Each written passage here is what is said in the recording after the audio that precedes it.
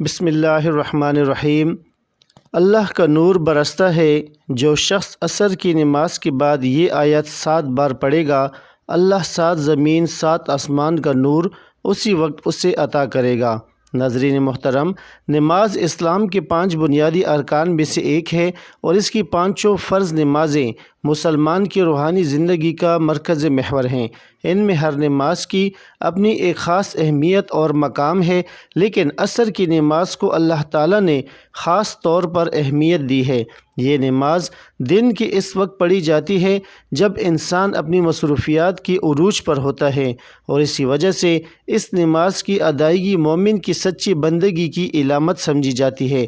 اللہ تعالیٰ نے قرآن مجید میں متعدد مقامات پر نمازوں کا ذکر فرمایا ہے، لیکن عصر کی نماز کو خصوصی اہمیت کے ساتھ بیان کیا۔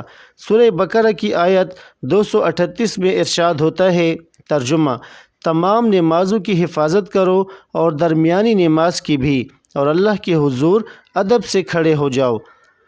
علماء کرام کی اکثریت کے نزدیک الصلاۃ الوسطیٰ سے مراد عصر کی نماز ہے۔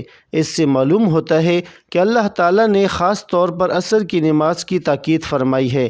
تو ناظرین محترم، ہمارا آج کا وظیفہ بھی عصر کی نماز کے بعد ایک بہت ہی پیاری آیت پڑھنے کا وظیفہ ہے کہ جسے اگر صرف 7 مرتبہ پڑھا جائے، 7 زمین اور 7 آسمانوں کا نور اسی وقت اللہ تعالیٰ اسے عطا کر دے گا۔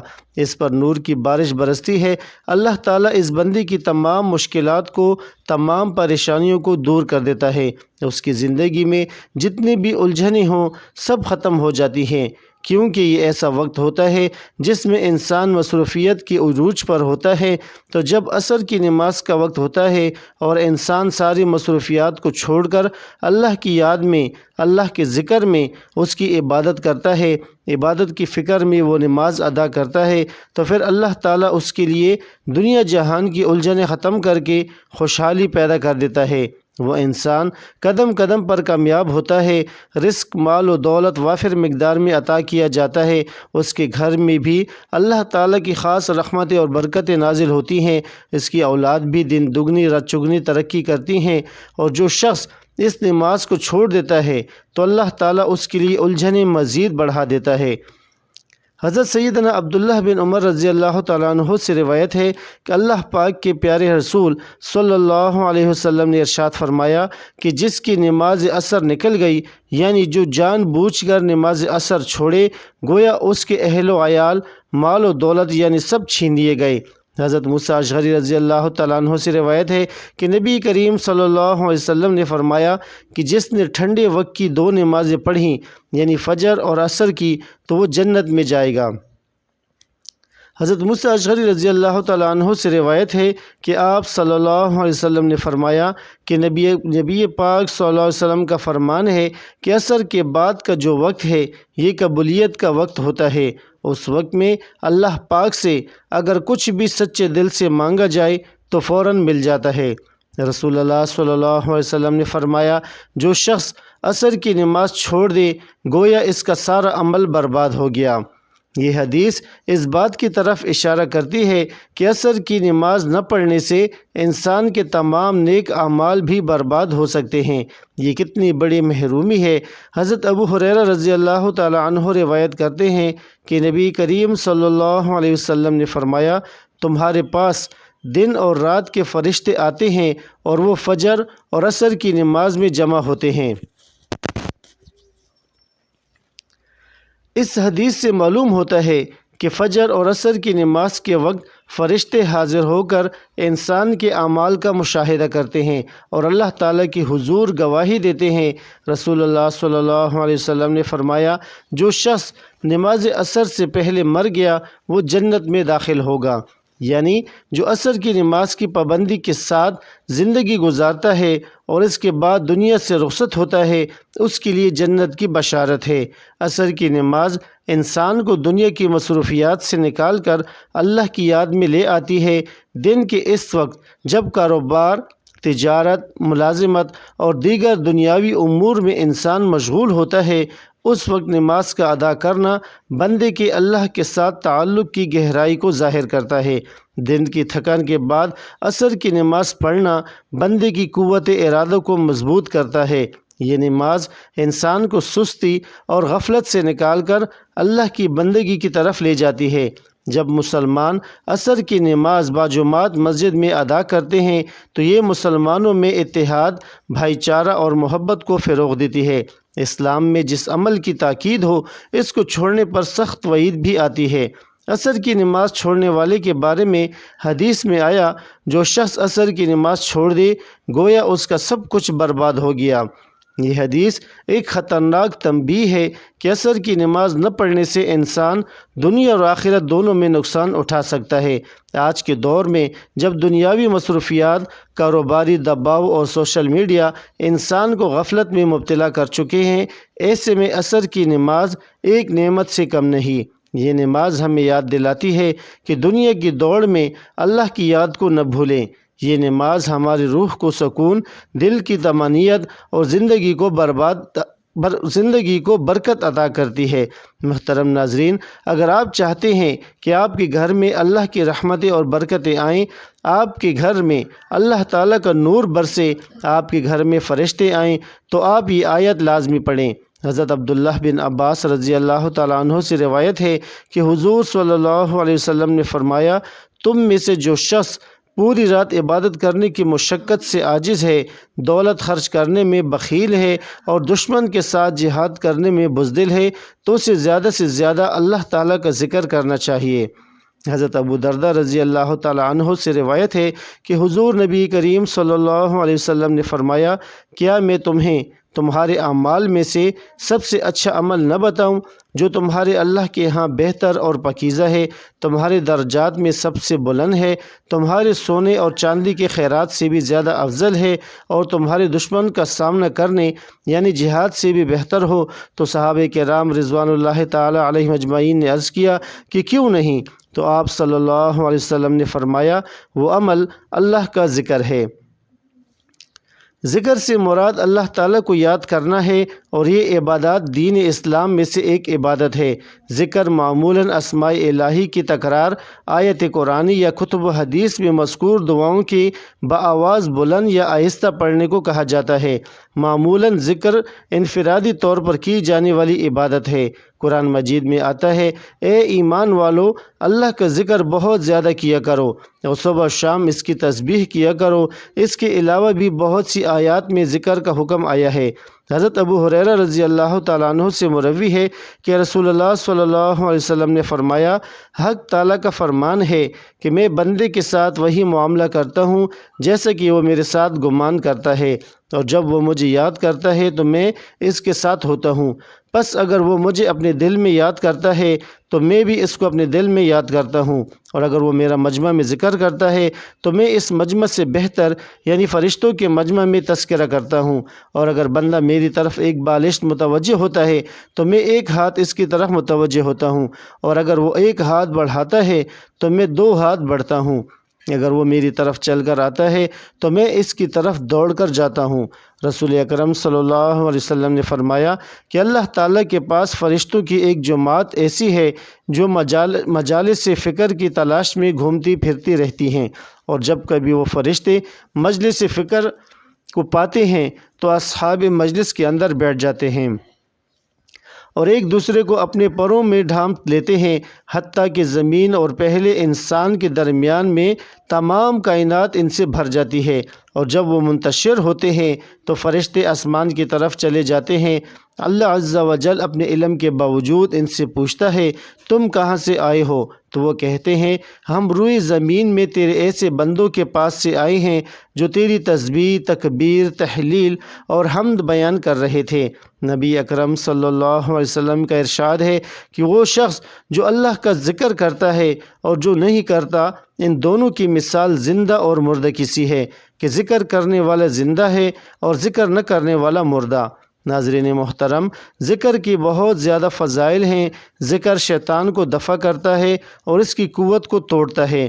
اللہ تعالیٰ کی خوشنودی کا سبب ہے، دل سے فکر و غم کو دور کرتا ہے، دل میں فرحت، سرور اور انبساط پیدا کرتا ہے، بدن کو اور خاص طور پر دل کو قوت بخشتا ہے، چہرے اور دل کو منور کرتا ہے، رزق کو بڑھاتا ہے، ذکر کرنے والے کو ہیبت اور حلاوت کا لباس پہناتا ہے اور اللہ تعالیٰ کی محبت پیدا کرتا ہے۔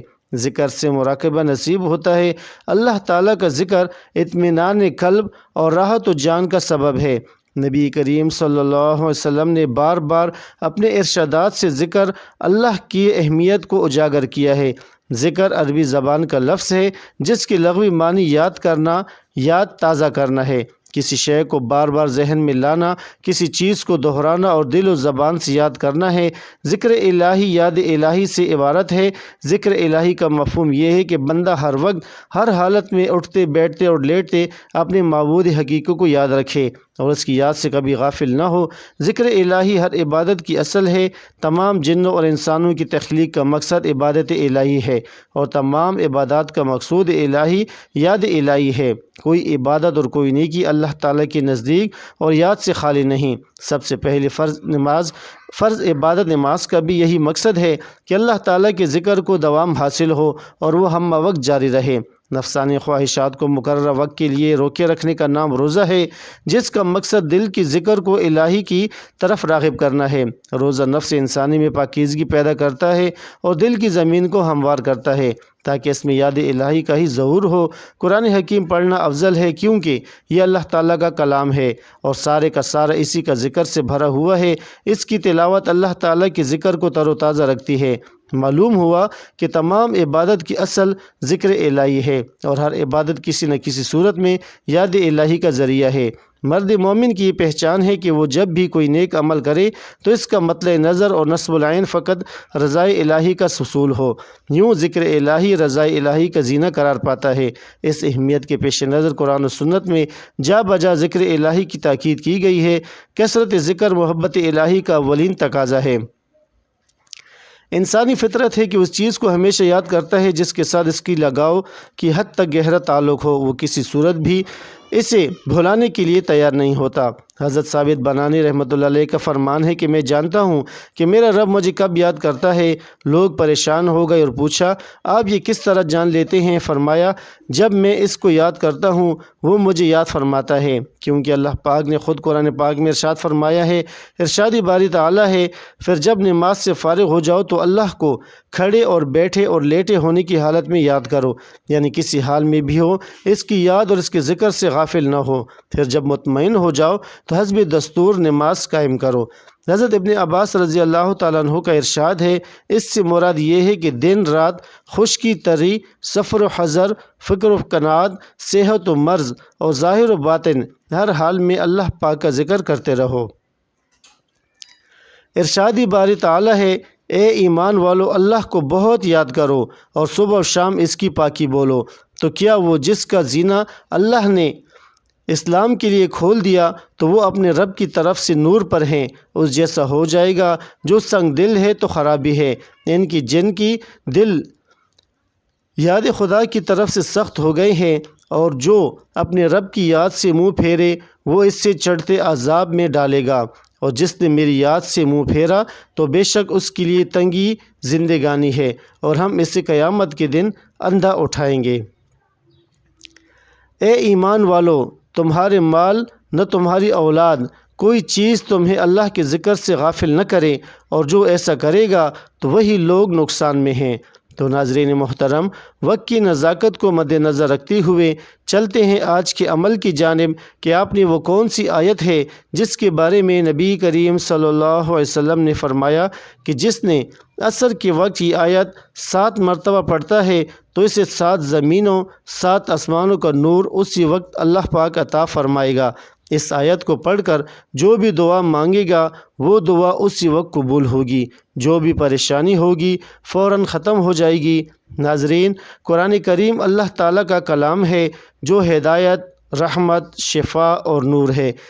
قرآن کی ہر آیت اپنے اندر ایک خاص تاثیر، روحانیت اور مقصد رکھتی ہے، لیکن بعض آیت کو اللہ تعالیٰ نے دیگر کے مقابلے میں خاص فضیلت اور مقام عطا کیا ہے۔ انہی میں سے ایک سب سے عظیم آیت آیت الکرسی ہے، جو سورہ بقرہ کی آیت نمبر 255 ہے۔ آیت الکرسی کی فضیلت کے بارے میں ہے کہ حضرت ابی بن کعب رضی اللہ تعالیٰ عنہ سے روایت ہے کہ رسول اللہ صلی اللہ علیہ وسلم نے فرمایا، اے ابی، کیا تم جانتے ہو کہ قرآن میں سب سے عظیم آیت کون سی ہے؟ میں نے عرض کیا، اللہ اور اس کا رسول بہتر جانتے ہیں۔ آپ صلی اللہ علیہ وسلم نے فرمایا، آیت الکرسی۔ پھر فرمایا، یہ آیت عرش الہی کے نیچے سے نازل ہوئی ہے۔ حضرت ابو ہریرہ رضی اللہ تعالیٰ عنہ کی مشہور حدیث ہے کہ شیطان ایک مرتبہ ان کے پاس آیا اور چوری کرنے لگا تو انہوں نے اسے پکڑ لیا۔ شیطان نے کہا، اگر تم مجھے چھوڑ دو تو میں تمہیں ایک آیت سکھاتا ہوں جسے پڑھنے سے تم محفوظ رہو گے۔ وہ آیت آیت الکرسی تھی۔ جب حضرت ابو ہریرہ رضی اللہ تعالیٰ عنہ نے رسول اللہ صلی اللہ علیہ وسلم سے اس کا ذکر کیا تو آپ نے فرمایا، اس نے تم سے سچ کہا، حالانکہ وہ جھوٹا ہے۔ رسول اللہ صلی اللہ علیہ وسلم نے فرمایا، جو شخص ہر فرض نماز کے بعد آیت الکرسی پڑھے گا، اس کے جنت میں داخلے سے صرف موت رکاوٹ ہے۔ آیت الکرسی نہ صرف قرآن کی سب سے عظیم آیت ہے، بلکہ اس کے اندر روحانی اور باطنی طاقت بھی چھپی ہوئی ہے، جو شیطانی اثرات، جادو، نظر بد، وسوسوں اور خوف کے خلاف ڈھال کا کام دیتی ہے۔ تو ناظرین، چلتے ہیں وظیفے کی جانب کہ آپ نے یہ آیت نماز عصر کے بعد کس طرح پڑھنی ہے۔ تو جب آپ نماز عصر ادا کر لیں تو نماز عصر ادا کرنے کے بعد اسی جگہ بیٹھے بیٹھے آپ نے سب سے پہلے نبی کریم صلی اللہ علیہ وسلم کی ذات اقدس پر درود پاک کا نذرانہ پیش کرنا ہے۔ ایک مرتبہ ثواب کے لیے میرے ساتھ بھی درود پاک پڑھ لیں۔ اللہم صلی علی محمد وعلی آل محمد کما صلیت علی ابراہیم وعلی آل ابراہیم انک حمید مجید۔ اللہم بارک علی محمد وعلی آل محمد کما بارکت علی ابراہیم وعلی آل ابراہیم انک حمید مجید۔ درود پاک پڑھنے کے بعد آپ نے 7 مرتبہ آیت الکرسی پڑھنی ہے۔ ایک مرتبہ میں پڑھ کر بھی سناتا ہوں، آپ سماعت فرما لیں۔ اعوذ باللہ من الشیطان الرجیم، بسم اللہ الرحمن الرحیم۔ اللہ لا الہ الا هو الحی القیوم لا تأخذہ سنۃ ولا نوم لہ ما فی السماوات وما فی الارض من ذا الذی یشفع عندہ الا بإذنہ یعلم ما بین ایدیہم وما خلفہم ولا یحیطون بشیء من علمہ الا بما شاء وسع کرسیہ السماوات والارض ولا یؤودہ حفظہما وہو العلی العظیم۔ یہ آیت اللہ تعالیٰ کی ذات، اس کی صفات، اس کی قدرت اور علم کے بارے میں ہے۔ اس میں بتایا گیا ہے کہ اللہ کے سوا کوئی معبود نہیں، وہ زندہ اور قائم رکھنے والا ہے، اسے نیند یا اونگ نہیں آتی۔ آسمانوں اور زمین میں جو کچھ ہے سب اسی کی ملکیت ہے، کوئی بھی اس کی اجازت کے بغیر سفارش نہیں کر سکتا۔